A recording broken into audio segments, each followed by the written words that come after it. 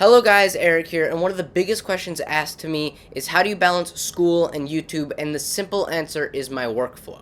If you want to see how I'm able to push out videos and balance school and make sure that I can really only take a day to pump out a really nice high quality video, this is how, and you're in the right place. Unlike most YouTubers though, I have a lot of room for improvement, so as I walk you through how I make a video efficiently, I'm going to tell you what I'm doing right and wrong regarding the time to quality ratio. Before I go any further though, I'd like to thank .tech domains for sponsoring this video. Odds are, if you watch my videos, tech is your jam, and .tech domains is probably something you want to check out. .tech has crossed over 250,000 domain registrations and has seen large-scale adoption from the tech community. From big guys like CES.tech, TNW.tech, and Viacom.tech, to upcoming startups like Impact.tech, Source.tech, the domain extension is catching on strongly. I'm partnering up with .tech domain to register your very own .tech domain at a great price of $3.99 for 1 year.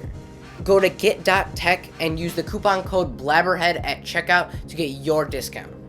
Most YouTubers would begin a video like this by saying that they begin their videos by scripting, and I would have too, but I've cut that out of my process entirely for a couple of reasons.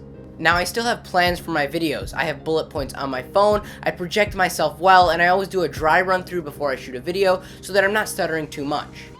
Anytime I do stutter though, I'll just stop and restart and cut out anything that I didn't like in post. This is also why you see a couple more jump cuts in my videos, and I actually kind of like that. It keeps you a little more engaged, on your seat, and gives my videos their own unique vibe.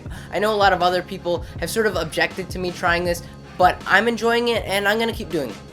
Once I finish my bullet points and get through my dry run, I'll set up all my camera gear, which is definitely the biggest headache regarding YouTube for me. I used to have two really large fluorescent bulbs, which were great. They got very bright, but they took up way too much space in my room, and eventually one of them cracked. Lately, I've switched from those bulbs to the LIFXs, which allow me to change the color temperature and brightness.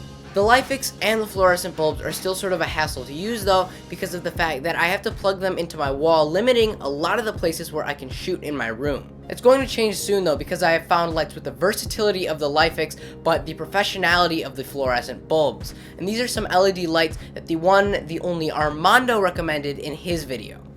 I'll link it below so you can learn more about them, but I'm pretty excited. The biggest deal for me with these is the fact that they are battery powered, meaning that I can shoot at just about any angle or in any location.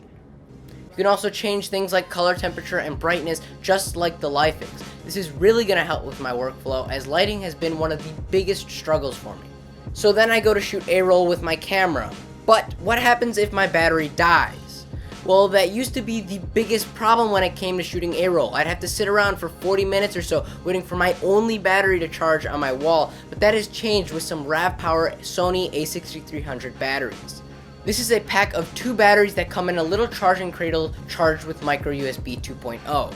I always have 2 batteries charged up whenever I need to and can charge away any dead batteries I have.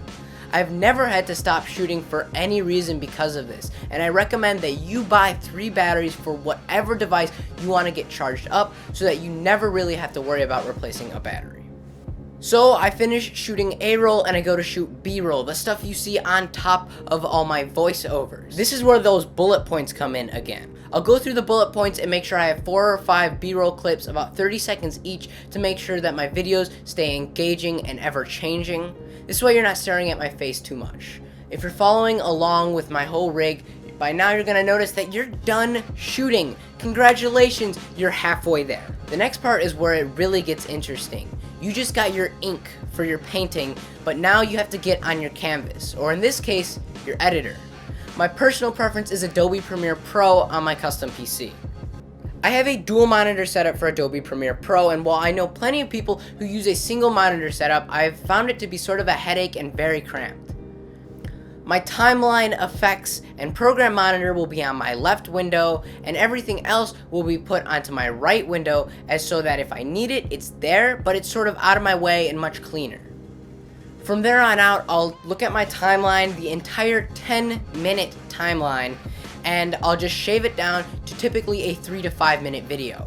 That's where all those stutterings can really hurt me, because I have to watch the entire video to find out where I'm not stuttering and where I am. As my video is rendering, I'll go through my camera and my iPhone to make sure that my storage is full. For my camera, I just can delete files, but for my iPhone, if I'm ever shooting videos on that, it can get a little harder. That's where Umate Pro comes in. With the software, you can use it on both Mac and PC. All you have to do is plug in your iPhone and it'll find useless storage, videos, and other files that you don't really need and delete them. It's been really useful if I ever need my iPhone to shoot some B-cam stuff. But there you go, that's how I make a video as quickly and efficiently as possible. Hopefully, I gave you guys some pointers on how to be more efficient and take less time making quality videos. In 2017, my goal is to push out as many videos as possible, and my workflow growing and changing is going to be a big part of that. If you like this video, please give it a thumbs up. If you didn't, drop me a comment down below why you didn't. This is Eric, and I have more videos coming your way.